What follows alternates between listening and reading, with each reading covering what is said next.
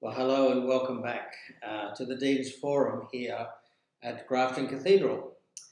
What I'm going to do with this particular session in the Dean's Forum series is to take you through a bit of an overview of the Gospel according to John.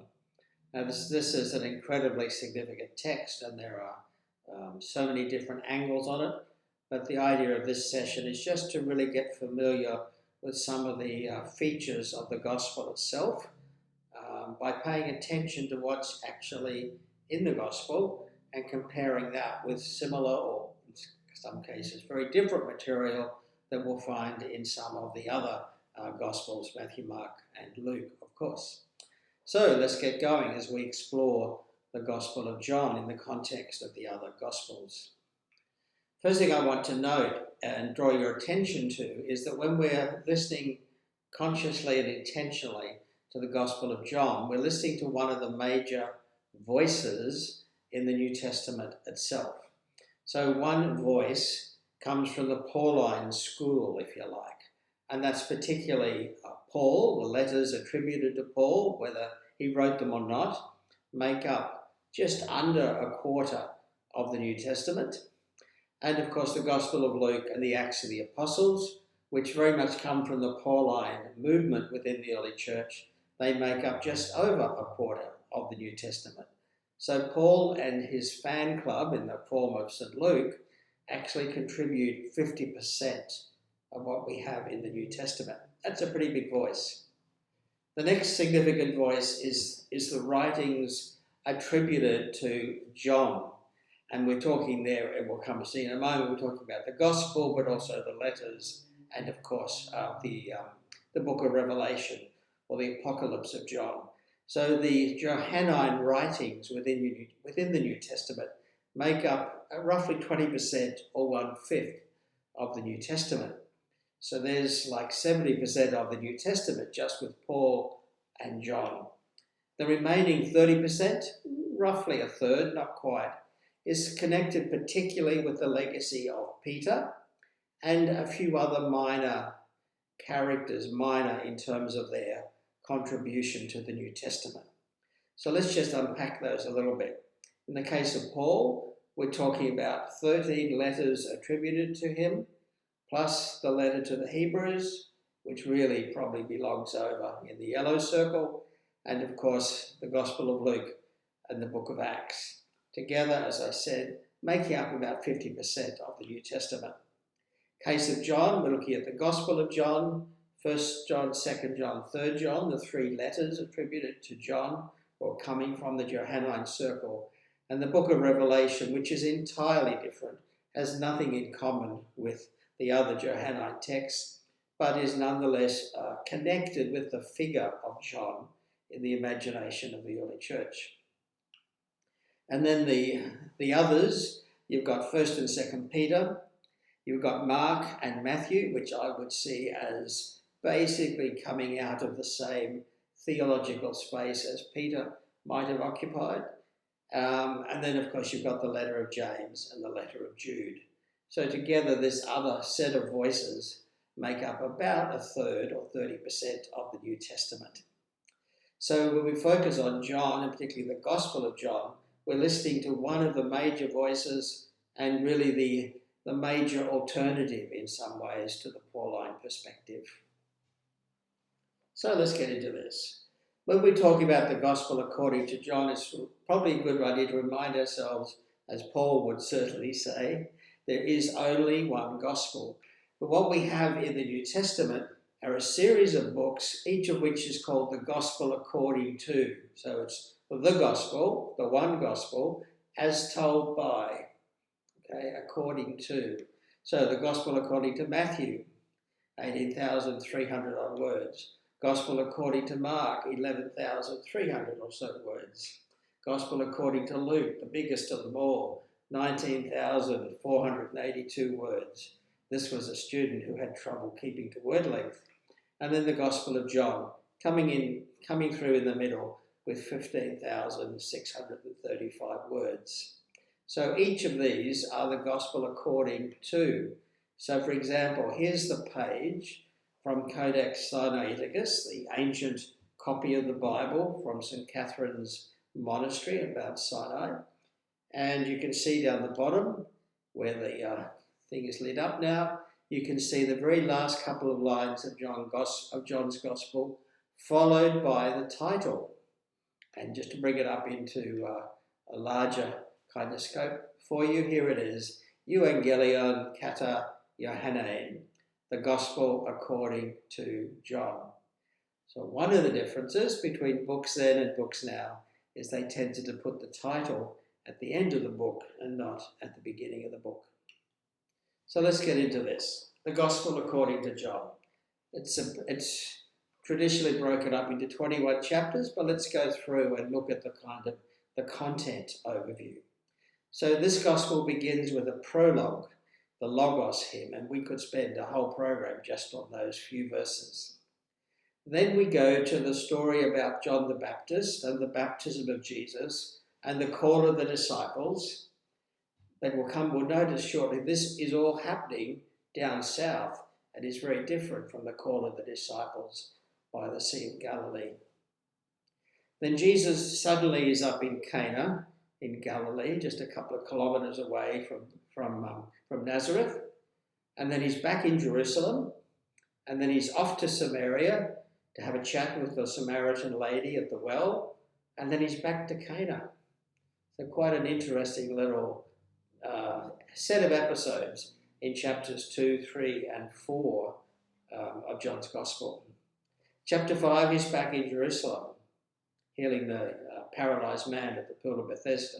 Chapter 6, he's back up in Galilee, making a rare appearance in Galilee, by the lake, storm on the sea, feeding of the 5,000, and the long discourse about the bread of heaven. Then Jesus is back in Jerusalem for the Feast of Booths, or Sukkot in Hebrew, before retiring to Samaria, not Galilee, to the village of Ephraim. Back into Jerusalem again in chapter 11 for the raising of Lazarus, going over the river for a bit, but then coming back into Jerusalem for Holy Week in chapter 12 and staying there, as you can see, for the Last Supper in chapter 13, the farewell discourses, chapters 14, 15, 16, 17, the passion narrative, the arrest, the trial, the crucifixion in chapters 18 and 19, and then the Easter appearances in Jerusalem in chapter 20, which are about the first night, Easter night, and then a week later. And of course we know that Thomas is a big part of those stories. And then there's an epilogue by the lake up in Galilee where there's some further appearances and a conversation with Peter, and then a little summary passage at the end. So there's a kind of an overview, and you might already begin to see that this is a very different shape than what we'd find in the Synoptic Gospels. And if you can able to just quickly scan down there, one of the things about Matthew, Mark and Luke is they basically follow the same basic pattern, same basic structure. They talk a little bit about Jesus' background, which in the case of Matthew and Luke includes the infancy stories. They then have Jesus active in Galilee for several chapters and basically not leaving there.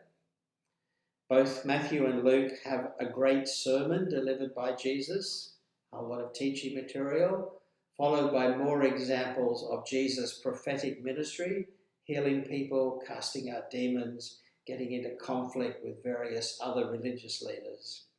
Sections about Jesus as a great user and creator of parables, leading to questions in people's minds about, well, who is this person? Who is this Jesus? And the basic answer is that, well, he's a bit like Elijah and he's a bit like Moses, but he's actually bigger than both. That's the kind of synoptic answer. Finally, in the Synoptics, but only after that point, Jesus makes his one and only journey to Jerusalem as an adult. Now, in Matthew, it's all covered in one chapter. Similarly in Mark, but in Luke, it takes 10 chapters for Jesus to make his way from Galilee down to Jerusalem. But they all follow the same pattern, although Luke has made something of a feature of that journey. Then we have traditions about Jesus in Jerusalem, getting into conflict with various religious leaders, answering questions and so on. And then finally the stories about the arrest, the trial and the crucifixion of Jesus. And then of course the Easter traditions in Matthew 28, Mark chapter 16 and Luke chapter 24. That's a very, very different story from what we find in the Gospel of John. So let's just think about some of those differences in the story and the narrative. Firstly, John has nothing at all about the birth of Jesus. Nothing. Doesn't deal with it at all. In fact, the only thing John has to say is he has the crowd saying, we know this guy, we know his parents, we know he's the son of Joseph, which is a very different tradition from what we find in the Synoptics. As I hinted earlier, in John's Gospel, the call of the disciples happens at the baptism site way down the southern end of the Jordan River and not at all in Galilee. When we do get to Galilee, the major location for Jesus is the village of Cana, not Capernaum, not Bethsaida, not Nazareth. Cana. That's a very different kind of address for Jesus when he's in the north in John's Gospel. Also in John's Gospel, we find the so-called cleansing of the temple when Jesus goes in and causes a scene and throws over the money changers' tables and drives them out of the temple. This happens in chapter 2, at the very beginning of Jesus' ministry and not towards the end of his life. It's in no sense the trigger for his arrest. And there's this large focus towards the end of the Gospel on the raised, well, actually it's about the midpoint in the Gospel, but it's towards the end of the storyline with the raising of Lazarus. An incredible story of which there's not a hint in Matthew, Mark and Luke. There are also far fewer miracles in John's Gospel, and the miracles that are there are understood as signs, not as deeds of power. We'll come back to that. Absolutely no exorcisms. Jesus doesn't do that stuff in John's Gospel. And when we get to the Last Supper, it's all about servant leadership and the ceremony of foot washing. It's not about blessing the bread and the cup as a memorial for Jesus' death on the cross. So it's a very different kind of story with some pretty significant deviations from the synoptic narrative. The synoptics being Matthew, Mark and Luke. And so at the end of the story, it's no surprise that the Easter appearances and the sending out of the disciples for ministry is handled very differently in John's Gospel, as Jesus appears to them in the upper room, breathes on them, gives them the gift of the Holy Spirit, and says to them, as the Father has sent me, I'm sending you. Very, very different from Matthew and Luke.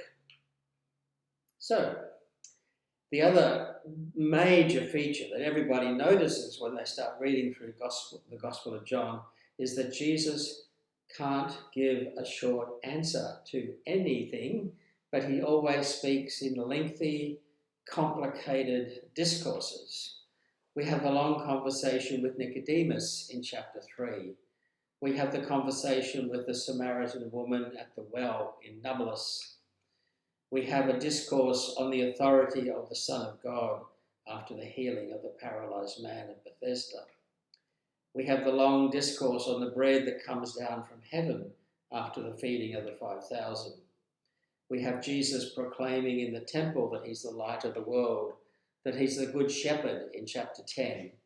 And of course, we have the farewell discourse, 14, 15, 16, 17, as Jesus and the disciples are making their way from the Last Supper to the Garden of Gethsemane and prior to the arrest in chapter 18.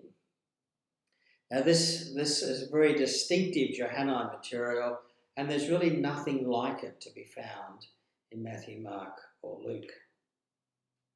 So let's do a little bit of mapping.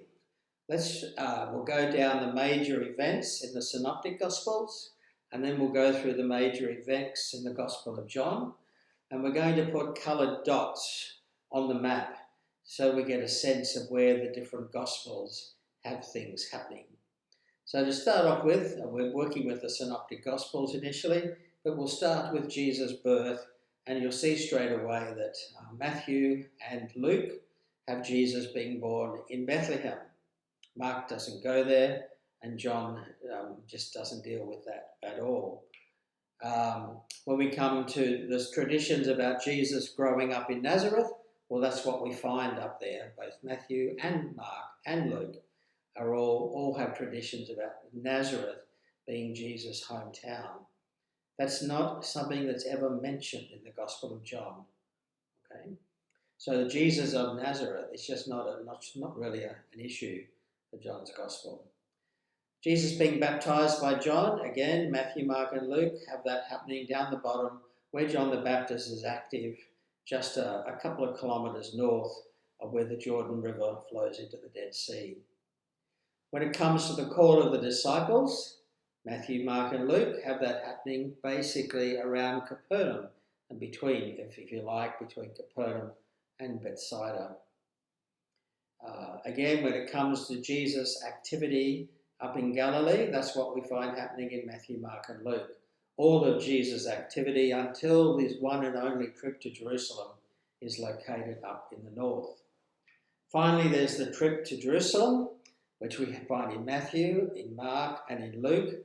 And I've stretched the circle for Luke because Luke makes such a big deal out of it, spending almost half his gospel getting Jesus from the north around Galilee, different parts of Galilee, moving his way down through Samaria, down to Jerusalem.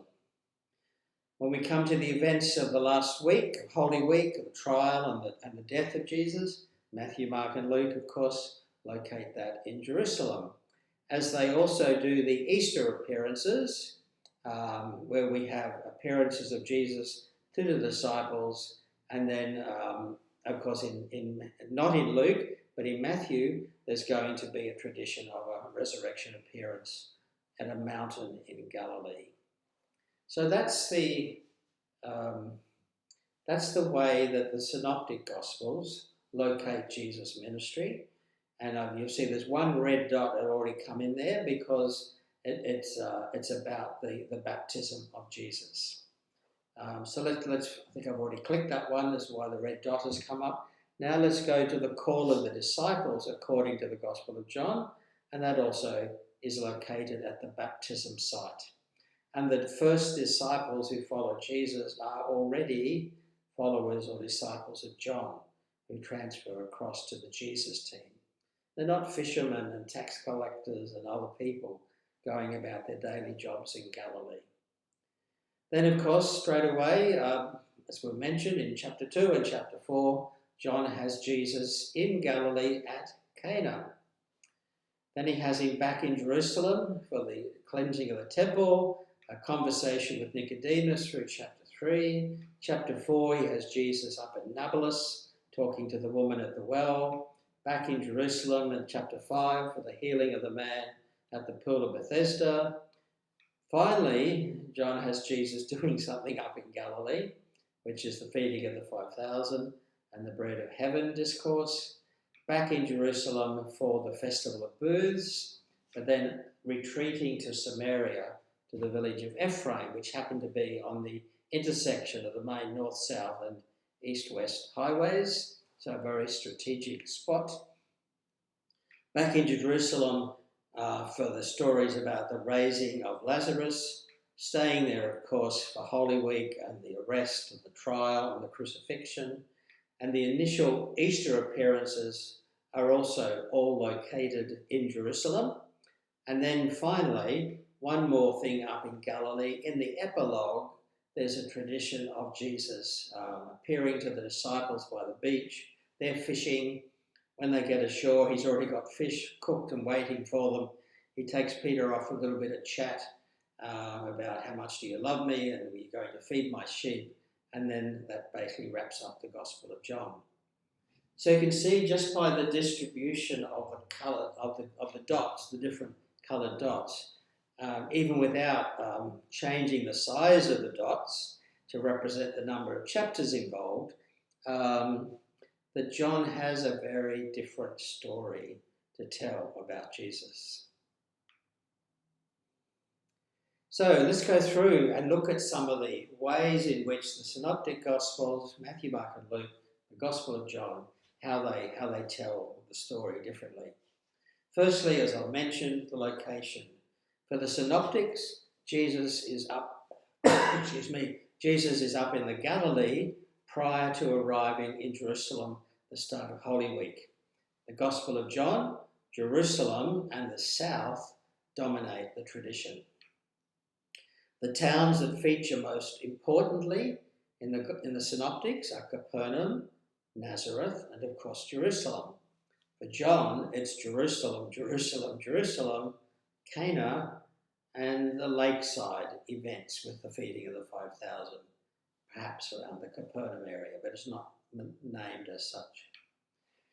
In terms of religion, in the Synoptic Gospels, the religious agenda is really built around Shabbat, keeping Sabbath, and going to synagogues. In the Gospel of John, it's all about going to big festivals at the temple. Very different kind of way of thinking about the religious obligations of Jesus and his followers.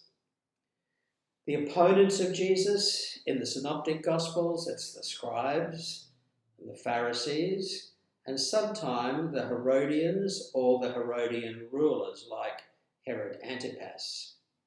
In the Gospel of John, the most important group of opponents are the Jews, as if almost everybody else in the story wasn't Jewish, and to a lesser extent, the Pharisees are still involved. Passover. In the Synoptics, there's just one mention of a Passover, and it's the Passover that happens at the time of Jesus' death. In the Gospel of John, Passover is mentioned in 3 different places, in chapter 2, chapter 6, and in chapter 13. And that, by the way, is where we get the idea that Jesus' ministry lasted 3 years. So when we're talking about duration, everything that Jesus does in the Synoptic Gospels could happen in 12 to 18 months, and in the Gospel of John, traditionally, Jesus' ministry is understood as extending somewhere 2 to 3 years in time. Again, more points of comparison. When we talk about the origins of Jesus, the Synoptic Gospels, to some extent or other, have infancy stories. They recognize Jesus as the child of Mary, and they recognize Joseph as, in some sense, his father. And that's particularly, of course, the case in the Gospel of Luke. The Gospel of John, while it recognises that Jesus' father is called Joseph, they're talking about him being the Logos, the divine Logos who has come down from heaven to bring the light of God to the world. A very different kind of origin story for the chief character. The birthplace for Matthew and for Luke, while they disagree how they got there, they both agree that Jesus was born in Bethlehem. John makes it very clear he can't be the Messiah because he wasn't born in Bethlehem. Instead, he comes from Galilee, and no prophet is ever going to come from Galilee, according to the people being quoted in the Gospel of John. His baptism. They all agree that Jesus had some kind of relationship with John the Baptist. In Matthew, Mark and Luke, there's a story of Jesus coming to John, asking to be baptized, John saying, really, I should be getting, but they all agree that Jesus is baptized, and they describe the baptism. In John's Gospel, Jesus is with John where the baptisms are taking place, but his baptism is never described. It's referred to and it's assumed that the baptism of Jesus by John is off the script. If you like, it's off camera, never appears in the view of the readers. The great existential crisis for Jesus in the Synoptic Gospels is the temptation narrative just after the baptism. But for the Gospel of John, the existential crisis is the prayer in the Garden of Gethsemane. The identity question, who is this guy? Well, for Matthew, Mark and Luke, well, think Moses, think Elijah, now upsize a bit. Whereas for John, this is the divine revealer who has come down from heaven to reveal the truth to humanity. Very different kind of identity question. And who's the audience for this person? Well, in the Synoptic Gospels, Jesus' audience are the poor and the powerless. In the Gospel of John, it's people who are trapped in darkness and sin because of their ignorance. Whoa, that's a significant change of the missional audience for Jesus.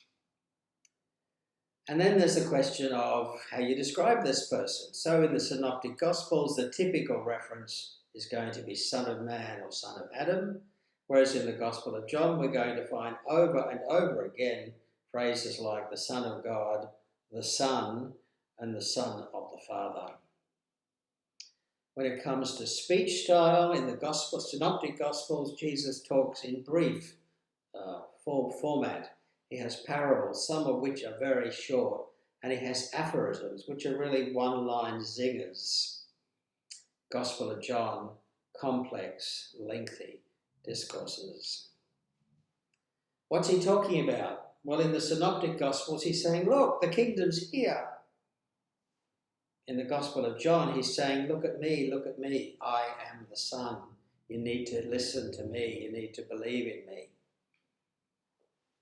In the Synoptic Gospels, the moment of Jesus' glorification, when they really get to see who he is the Transfiguration, which, by the way, we celebrate this coming week on the 6th of August.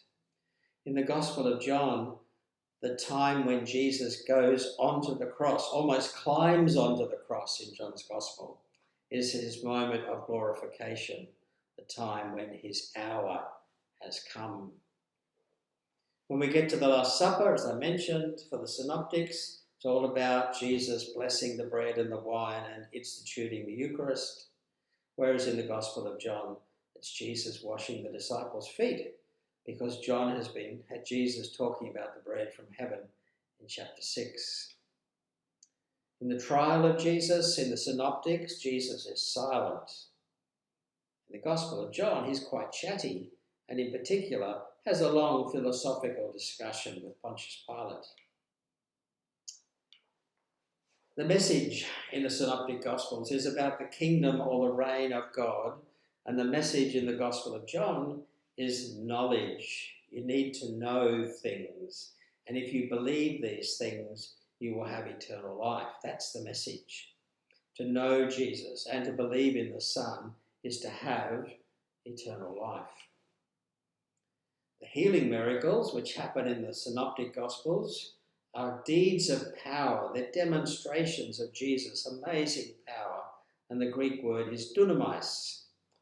In the Gospel of John, they're called signs. They're signs of his glory, and the Greek word is somaia, signs.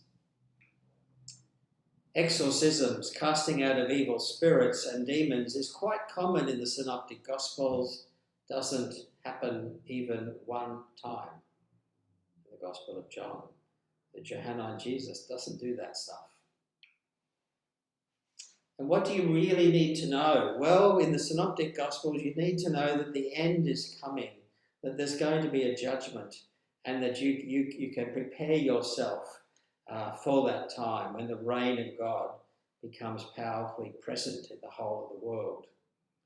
But what you need to know in the Gospel of John is believe in me, believe in Jesus, receive the Spirit, you'll be okay.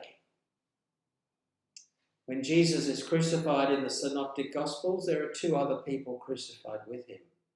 In the Gospel of John, he's on his own because only one person can be glorified on the cross. In the Synoptic Gospels, as Jesus is hanging on the cross, the men have all run away, but the women are watching from a distance. In the Gospel of John, the mother of Jesus and the beloved disciple are at the foot of the cross. Totally different story. When we get to Easter in the Synoptics, it's all about Peter and the 11. And in the Gospel of John, it's all about Magdalene and Thomas. Very different. Peter gets a mention, but the headlines, the big stuff, is Magdalene and Thomas. And when it comes to the gift of the Spirit, for the Synoptics, it either happens in Galilee or on the day of Pentecost, whereas in John it happens the very same night, on Easter Sunday night, when Jesus gives them the Spirit. And what about the disciples? Well, the key disciples, of course there's the 12, but Peter, James and John are the kitchen cabinet. They're the inner three. They're the ones that matter most. In the Gospel of John, the focus is on Andrew and Philip and Nathaniel, who barely get a mention in the Synoptics, on Nicodemus, the Pharisee, and Joseph of Arimathea, a member of the Sanhedrin. Hello? These are like totally different membership categories. Lazarus, and of course Mary and Martha, who don't feature that much in that story. The beloved disciple, whoever that is, Thomas, Mary, the mother of Jesus, who appears in a number of stories and is not the a strange character that we find in the Synoptics, and then Mary Magdalene, who of course is particularly significant in the Easter story in John chapter 20. So you can see again, this is a story where the central character is the same, but the cast of supporting characters is radically different. Okay, so what's going on here? And how did this story get to be told? Well, Raymond Brown, one of the major New Testament scholars through the second half of the 20th century, suggested a process like this. And this, people do PhDs on this stuff, but this is Raymond Brown's view, having written several commentaries and other books on the Gospel of John. There would have been early traditional collections about Jesus, including a collection of miracles, the so-called sign collection, with Jesus, where the miracles are called signs, and some kind of story of the death of Jesus, perhaps what we have now in Mark's Gospel. This then developed into typical Johannine patterns, according to Brown, through preaching and teaching over an extended period of time, decades and decades. And I would add, and that context was in the particular context of these people being excluded from Jewish life, which is why the conflict in the gospel is with the Jews rather than with the Pharisees or the Herodians or whatever. Eventually somebody, the person we might think of as the author of the Gospel of John, has arranged all of this into a consecutive document as part of his spiritual leadership of the churches that formed the Johannine community, as we would call it. A little bit later on, possibly the same person, some secondary expansions have been made to the Gospel. And further on again, somebody perhaps who was a disciple of the author has added the temple incident in chapter 2, the Eucharistic words in chapter 6, and the Lazarus material in all of chapter 11 and the first part of chapter 12. Now all of that makes for a very complex process by which the gospel is formed, but it's not that different, not much more complex, as it were, from the process by which we get Mark and then Matthew as a multi-layer set of stages, and also the process by which we get the Gospel of Luke. And the opening paragraph in Luke tells us, other people have had a crack at this, now I'm going to give you my take on the Jesus story. And the Gospel of John has a similar multi-layer kind of historical development. So, the Gospel of John, when we stand back and look at the big picture of the Gospel of John, and we recognise that it's so different from what we have in Matthew, Mark and Luke. It gives us a distinctive story about Jesus. And instead of trying to harmonise John with the Synoptics, I think John gives us permission not to take the story too seriously. In other words, as I like to say, don't mortgage truth to historicity. These stories are true in a way which is quite independent of their historicity. The language about Jesus is also distinctive, and it expresses a devotion to Jesus as the Christ and as the eternal divine Son of the Father, which we basically don't find in the Synoptics, because their sense of Jesus hasn't developed that far by the time the Gospels are written.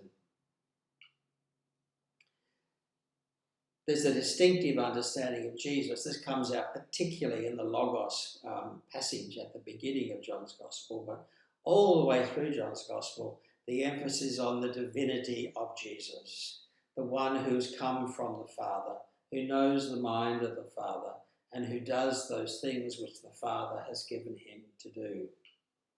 And as he says in John chapter 14, Thomas, if you have seen me, you have seen the Father. So again, we don't find claims like that in the Synoptics. And the context is distinctive. In many ways, you can understand a lot of what's going on in John's Gospel as a kind of therapeutic process, as this group of Christians comes to terms with the fact that they're no longer welcome at the Jewish synagogue. They have been kicked out, and that hurts.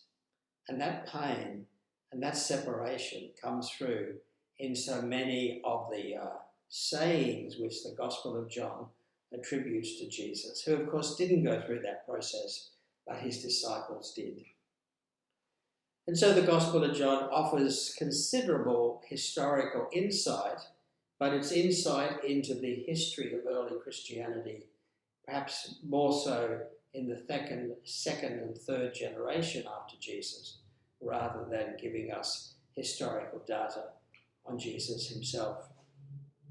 So what's the point of the Gospel of John? Well, this is one of those books in the Bible that tells us why the book was written. And they had two cracks at telling us because of the particular composition history of the Gospel of John. So the original ending of John's Gospel, chapter 20, 30 to 31 reads, "Now Jesus did many other signs in the presence of his disciples, which are not written in the book." You know, there's a whole lot more stuff. But these are written. These have been selected and written so that you may come to believe that Jesus is the Messiah, the Son of God, and that through believing you may have life in his name. That's absolutely rolled gold Johannine theology. But the book didn't finish there. Sometime later, a second ending was added after chapter 21 has been added onto the Gospel. And so there's another little kind of wrap up at the end as well. There are many other things that Jesus did. If every one of them were written down, I suppose the world itself could not contain the books that would be written. So again, an awareness that there's so much stuff out there about Jesus, even by the end of the first century, beginning of the second century. But this is all about giving people a reliable testimony or witness so that they can believe the right things about Jesus. And in believing the right things about Jesus, they will have eternal life according to the Gospel of John. So I hope that overview gives you a bit of a perspective so that next time you're listening to John, reading a passage in John, hearing it in church, noticing some differences between John and the Synoptics, you'll have a little bit of a sense of what's going on and why the different Gospels talk about Jesus in different ways. God bless.